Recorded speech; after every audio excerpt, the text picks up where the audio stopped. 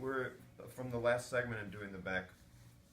We ended up here, so we want to start creating some space in the lower back so we can transition into the hip. Right. So easy, a few stretches. But I like to start using my knee pretty quickly here. So I'm looking or feeling for the iliac crest, and I'm coming just distal. So I start addressing those upper fibers of gluteus medius. And from this position, you can easily sink in with your knee and then direct the pressure this way. So you get some nice contact, but also some decompressing of the lower back. That pressure's okay? Mm-hmm. So easy, right?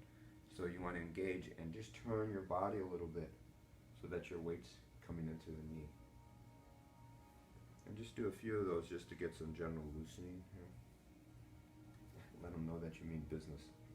You're here for gluteal business. So,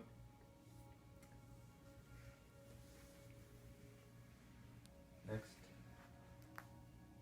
and then I'm going to use the flat of my fist. So I'm going to bring the leg across, and as I bring the leg across, it brings the musculature up a little bit. So you bring it across, the musculature comes up, you follow with compression. So it's through a straight arm, flat fist, and you're working within the parameters of these bony landmarks here. So the lateral border of the sacrum and the greater trochanter of the femur. So you're working all in this trough right here, this sort of semicircle, crescent moon-like shape. So with the flat of your fist, working that area.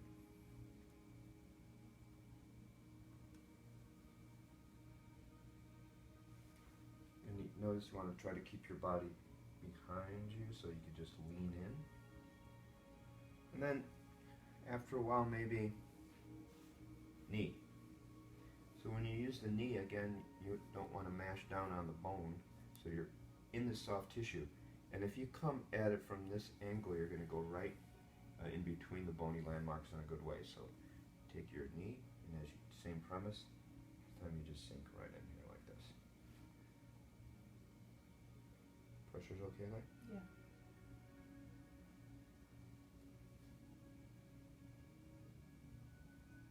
And the only thing that's moving is my knee. This knee is down on the mat for support. This knee sinking in. Now, this is very good. And then also sinking in and holding and then bringing the leg out. Different. Yeah, that does not feel very good. I mean, it does, but That's okay. We can edit all those comments out of the video. No, but I know what you mean. It's engaging as hell to the piriformis. So you want to sink in, hold the pressure, and then rotate the leg out. But don't stay there too long. You aggravate the person. You got to move on. But it's a really nice way of loosening the hip. Sinking in. And then you're going to continue down after loosening the glutes to come to the hamstrings. So you have a few options here. If you're on the ground already, and if you want to just use your knee, and when we use our knee, we're going to put in right below the gluteal fold, so right up just immediately distal to the ischial tuberosity. So come, and you can just use your knee simple, easy like this. It's not your knee so much as your shin, that tibia. So you're just sinking in. Pressure okay? yeah. Right, so you can do that a couple times.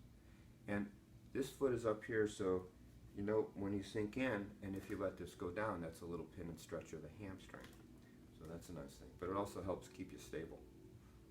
Now, either knee or else foot works really well here, because the arch of the foot comes right nice down onto the belly of the hamstrings.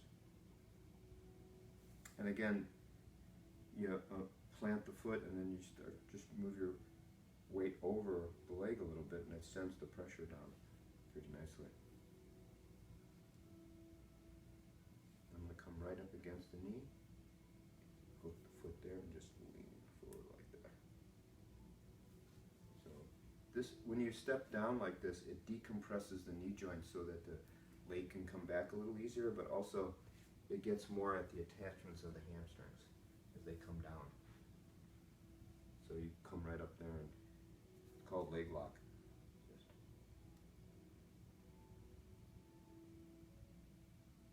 And so the pressure is like on the outside of your foot. Yes, this pinky toes Okay. side. You're turning in like that. Pinky toe. Alright, we're going to come down like this. Then we're going to go stretch. So we work this area, we work that area, and now we want to come right behind the knee. Because you don't want to necessarily do direct pressure to the back of the knee, but you do want to work it because hamstrings down, gastrocs here, plantaris, so you want to really give that back of the knee a little movement, and then some general loosening of the gastroc.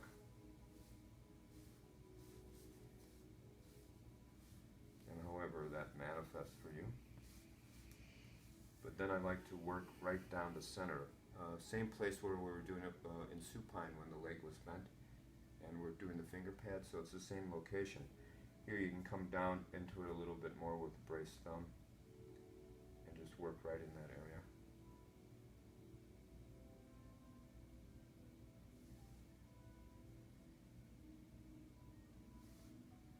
And when you come to the Achilles tendon, when I find myself doing this, turning this way and working it, then I can use my forearm to work the bottom of the foot, because it's the contour of the dorsal surface of the foot is right over my quad, so it's a nice supportive agent so that you can lean in and roll the pressures out.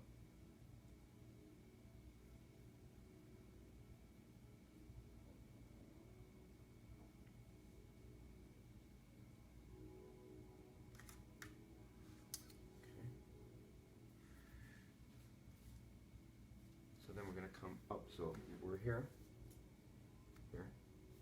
come up,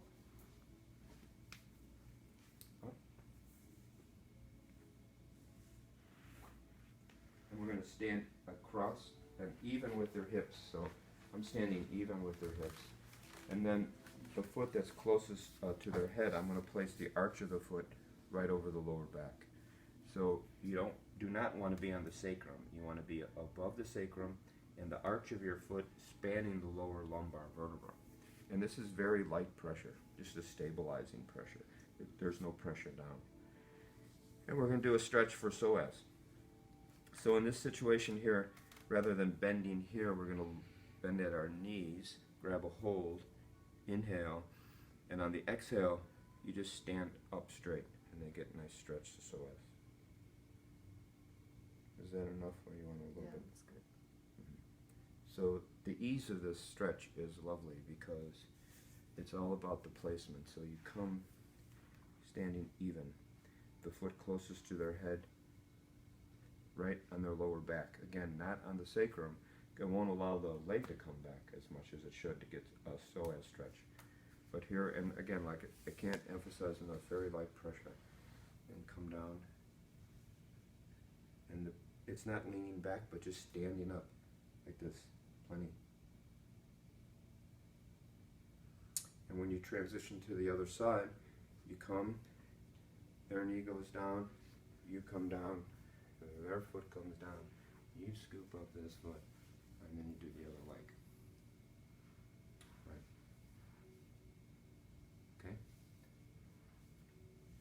Okay, good.